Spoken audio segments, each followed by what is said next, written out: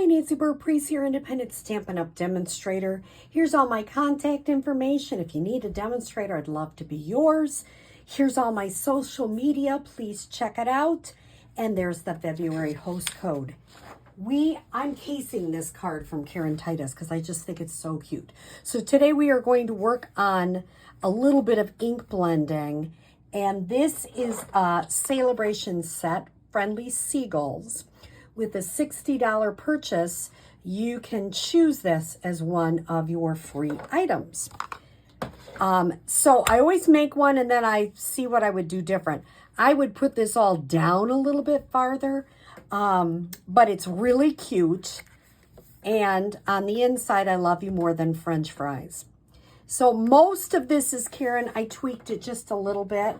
So what I did first, and if you come to my class, you'll have to stamp one of these seagulls and fussy cut it out. I know people hate that, but, and I'll show you in a minute how I colored the inside because I kind of did the same thing on the outside. I have a piece of the Country Woods paper, which is 2 1/4 by 1 inch. Then I have two, one for the inside, one for the outside, 3 3/4 by 5 pieces of white. Lost Lagoon 4 by 5 1/4, and Basic Gray 4 1/4 by 11 scored at 5 1/2. So I'll just put this to the side and I'm going to do the inside first, kind of like Karen. And this is almost a complete case. I've been privileged enough to meet Karen Titus. She is as wonderful as you see her. That is what she is in person. She's just a really wonderful person. So I'm going to do this little guy with a French fry. I grew up in the state of Michigan, so this makes so much sense to me. And I have grandchildren who love McDonald's, so you know. Most of this is with black. I am using a little bit of crumb cake to put a little bit of sand or shells or whatever. Make it look a little bit like a beach. And maybe I'll just go all the way this time. Who knows? You can do whatever you want. And then I'm going to just have somebody on the beach was silly and left a little package of French fries. And you know that seagull is going to get into them. Growing up, oh my goodness, if you had food on the beach, you had to be real careful because they were all over. All right, and every time I do it, I tweak it up a little bit. Do it there. You notice I got that a little bit crooked, but I'm okay with that. And the last thing I'm going to do on this page is I love you more than. Make sure I have that inked up. Put that on the top. Now all we have to do is color it, and it is super simple coloring. I'm going to do my light and dark smoky slate. For the wings, I'm going to use the small end of my blends, and I'm just kind of going very lightly. I'm not being exact. Sometimes a little white space is a good thing. And just giving those little outer wings a little bit of smoky slate. Then I'm going to use the dark smoky slate. Just get a little bit of blending in there. You don't have to, once again. Anybody that comes to my classes know you get to do whatever you want. To me, French fries have to be, you know, a little bit yellow. Karen left hers plain, but I just like, oh gosh. Little bit of yellow. For the beak, I'll have to come back and get those French fries, won't I?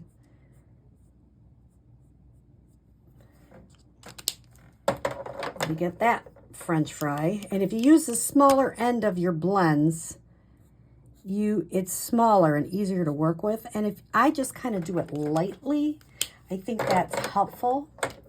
And then I had to look up. I was pretty sure that the McDonald's French fry bigger container was red. And that's what I think it is. So I decided we had to have a red container. So there we have our inside. Relatively easy, not hard to do. I'm going to set that to the side. And now we're going to try the ink blending. So what Karen had us do, and I made, you can make it any size you want. I made mine 3 3/4 by 5. And basically I put it, and I'll show you how I did it. I put it in the paper trimmer. And I moved it over to 1 inch. And I came down, because I know I needed to come down to 3 inches. I cut down to 3 inches. I turned it so it was this way, and then I cut up to the top from this score line on up. This is a window sheet. You could use probably other things. I like this because I can clean it and use it over and over. But you can use lots of things. Now, I learned that I want it, and see, I can move this around anywhere I want. I want it lower because last time I think I did it up too far. I lined it all up, and I don't like it that way. That's just me. If you're doing it, you get to do it wherever you want. And what I'm going to do is I'm going to take my, and I'm going to move it over a little bit too. So I have it kind of, can you see it's like half, almost half on and half off, so that I have a little room over here to work. And I'm bringing it in on my Lost Lagoon, and I'm just kind of doing circles. Karen's inspiration was just like water with waves. Every time I do it, it's a little bit different. Sometimes I get, and if you have scrap paper, you can go off your scrap paper first. I'm just going full strength right on it. But you can do whatever you want. And that's kind of your little piece of water that you have. Before you do anything more, because sometimes you're like, you stamp and then you make a mistake and you're like, what do I do? So I would get a sense, I wouldn't put it on yet, but I would get a sense where you're going to put these so you know where your hey friend should go. And I would kind of put that on next so you have a good sense. And it stamps beautifully, so it shouldn't be an issue. The next thing you're going to do, and I'm going to have lots of different kinds of trim, is you're going to wrap your trim around 3 times. And then cut it.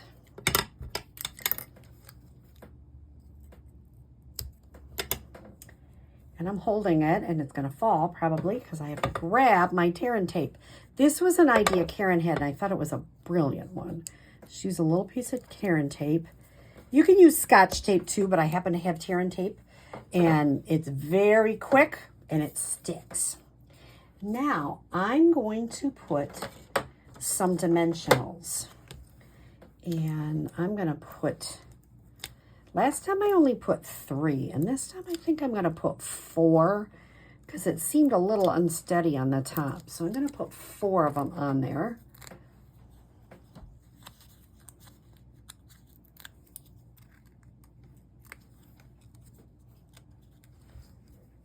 And I'm going to line it up with the bottom of the water. Then I'm going to use some mini dimensionals. I tried to use the big ones, and I was not happy with that effect. It just, you know, it's not good. So I'm going to put a couple of on there. I could go ahead and put them on his feet, but I'm not going to. And then all I'm going to do is take the tops off the dimensionals.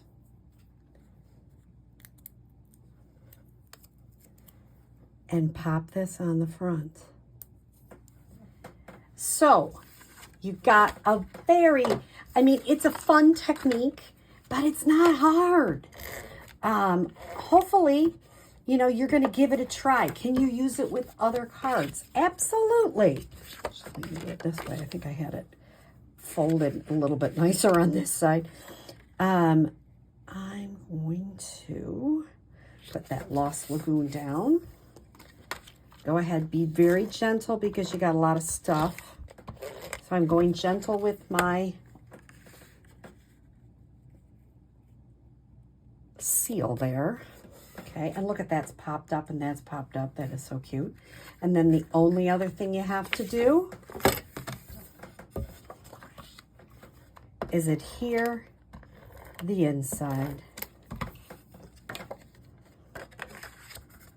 Now I see I got a little bit of something on there, so if it doesn't come off, I can either let it go or I can do a little bit of sponging. I'm going to let it go because sometimes I get crazy on that and then I make a big mess. And that's not much. So a very cute ink blending card, just using a piece of window sheet to make that edge. And you can see every time I do it, this one I got a little bit farther, that one. I like it that I put the bird down a little bit farther.